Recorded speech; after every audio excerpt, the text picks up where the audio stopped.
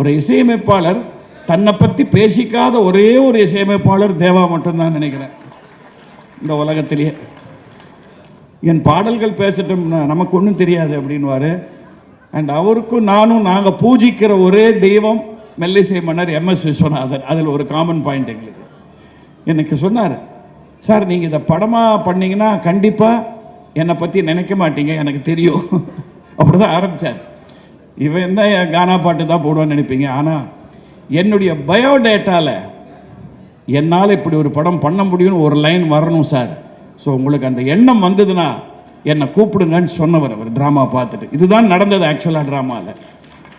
Suresh Krishna join ஆன உடனே அட போயா, இதை விட காம்போ எங்கேயா கிடைக்க போகிறது, நல்ல பரோட்டா, நல்ல நான் அண்ட் பட்டர் மசாலா கிடைச்சிருக்கு, இது ஏன்டான்னு ஏன் சொல்ல போகிறான்னு Suresh Krishna and Deva combination, it is going to win. இதில் பற்றி டவுட்டே கிடையாது.